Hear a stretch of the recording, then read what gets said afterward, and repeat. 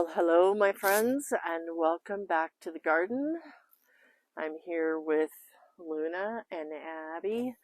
Ed's roaming around somewhere, and I thought I would give you a little tour of what happened here last night.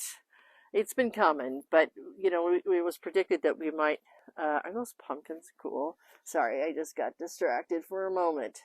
Um, But last night, it was supposed to get down. They said maybe even in minus, not minus, but just 25, just. And it got down. I woke up around 6. It was supposed to get 32 at 7. I woke up at 6 just because I get up early. And it was definitely like it was 33 degrees. So I came out right away and I thought, we'll be okay. And then today, as the day has transpired, which as I filmed this, we watched the solar eclipse today, which was super cool. And then I came out here and yeah, voila. The damage has been done. I mean, here's the basil. If you ever wondered what frost looks like and you haven't seen it in your area, this is frost. This is basil that yesterday was a bright green and now today is a very dark green.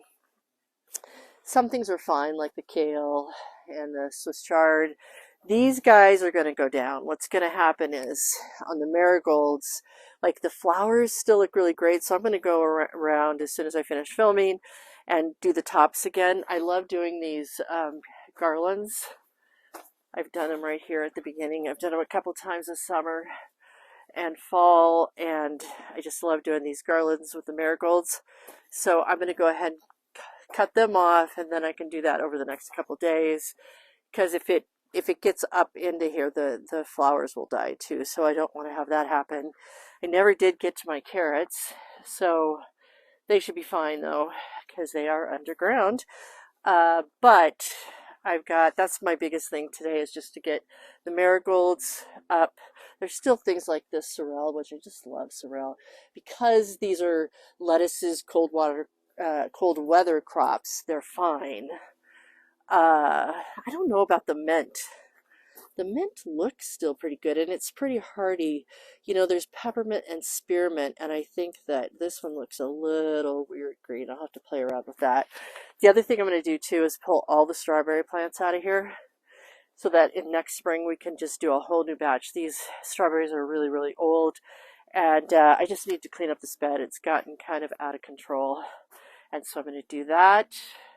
And because here's the thing, I really like to get a good layer of compost down throughout the entire garden. It's, I call it going to bed. Now here's the saddest thing, is the zinnias. Oh, my sweet zinnias.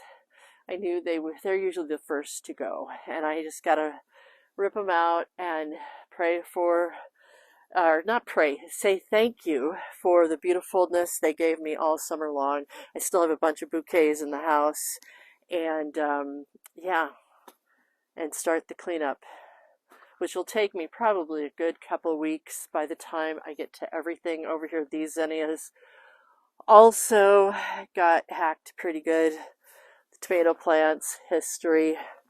I do have a few green tomatoes that maybe still might be good that didn't get hit yet, so I might go ahead and pull them off, even though I have a ton of them in the house. And isn't this interesting? So this zinnia, you can see the green in this leaf, is toast, but then this one right here looks absolutely fine. So however the cold, I don't know, right above it, let's step back a little bit here, right above this bed is a tree. So I don't know if that kind of protected it or what, but these at the end seem fine, but everything else here within the tomatoes, yeah, history. So I'm going to clean this all up. I'm going to get, like I said, put a layer of compost down, and just start putting this baby to bed. I will leave these guys up, coneflowers and the black-eyed Susan, etc., because they, carefully, I'm going to say carefully. So there is the philosophy of no tilling, leaving everything up, and then in the spring coming in and cleaning it up. I really don't like doing that, and I'll tell you why. I try to do it 50-50, or maybe 25% I'll leave up like this. But what I find, so our kitchen window is right there looking out over the garden. And I really don't want to look at a bunch of dead plants all winter. And so we put food out for the birds. We do things to keep the ecological system going. But I also think that you harbor bad bugs. And I have a major grasshopper problem in our yard, which is, again, I've shared it in previous videos about why we put up the metal fence and all that. So when you leave places for bugs to harbor that aren't so great, oh God, I just noticed my Persian carpet, zinnias, done. I gave a bunch out as gifts the last couple of days. I have a little short video about a arrangement I made for my sister, but yeah, they are toast. They are toast. But look at these cosmos. It's so funny when you look at thing to thing. These cosmos are still pretty, are going strong. So I'm going to let these guys go. Though the cosmos on the other side over here, let me come over to this, back over to this side of the bed. So we have this whole bed along here, which I've started to decorate with some metal pumpkins and things. But this whole cosmos, it needs to come out, because what's going to end up happening, I'm surprised it didn't die off more, because cosmos usually gets pretty good also, but it's going to end up seeding into the rocks here, and I don't want that to happen. So I'll need to clean that up. And the nasturtium didn't seem to, well, I say that, but as the day goes by, that's the thing with frost, as the day goes by, you start to see things.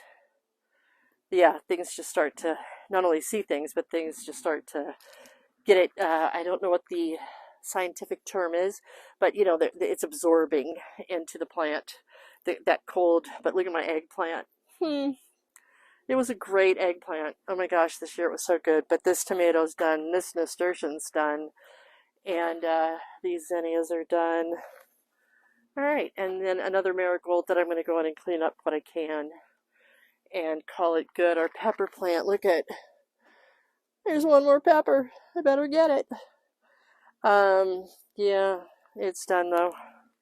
All right, well, I could just sit here and film all day and then I wouldn't have to do all this work. But it's therapeutic.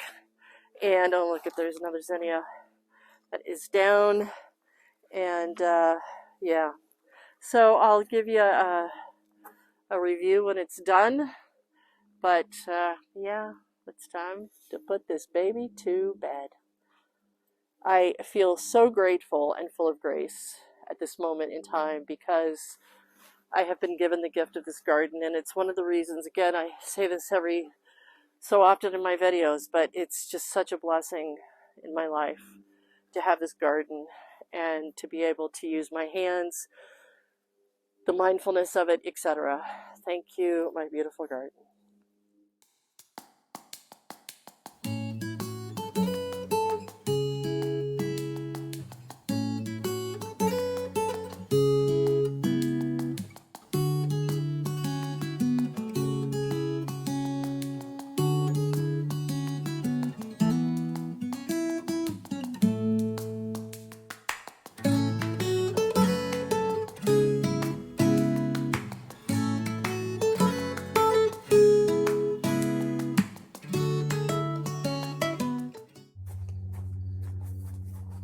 All right, well, it is Sunday afternoon, end of the day, towards the end of the day, and it has been a busy weekend, starting to get all of this done. And as you just saw from that little clip, I got the entire tomato zinnia bed pulled out today.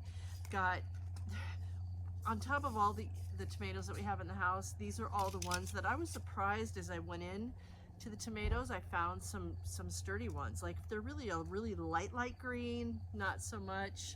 There's actually even another one right there, a little baby one. But most important thing I believe about cleaning out a tomato bed like this is getting all, because we had cherry tomatoes in here too, of trying to get up all these, because you will get little seedlings that could come up next year, because there's a million seeds in them. But speaking of seedlings, look at this little dude. When I was cleaning everything out, this little startup was right here. Now, will this sweet little tomato plant survive? I don't know, but I've put a bunch of leaves around it. I'm gonna put a 5-gallon bucket on it overnight. I hope I remembered this. There's a lot going on. And just see how long I can keep this, because it's so sweet. If I had a greenhouse, you better believe I would be I'd be putting this, you know, digging it out and putting it in. But that's where we are today. What I decided is that we'll make this a 2-part series of putting the garden to bed. The other thing that I have to do with this bed, and then it's done, it's put to bed, is just, I like to put a layer of compost down, kind of, that's the blanket that puts it to bed. So what we'll do is next week we'll do part 2 of this. We'll do this in 2 parts. There's a lot more to do, but the one thing that I love about doing a raised bed is that I feel completed. When I've just sown straight into the ground and had this garden at one point in time was just all straight in the ground and there were no beds, you just never felt like you finished. Where today I feel like I got this done and I can move on. So part 2 next week, and yeah, it's bittersweet to be able to say this is done, because my beautiful zinnias, my beautiful tomatoes, they have been so giving this year and so delicious, and yeah, I just feel so grateful. Take good care. We'll see you next week here.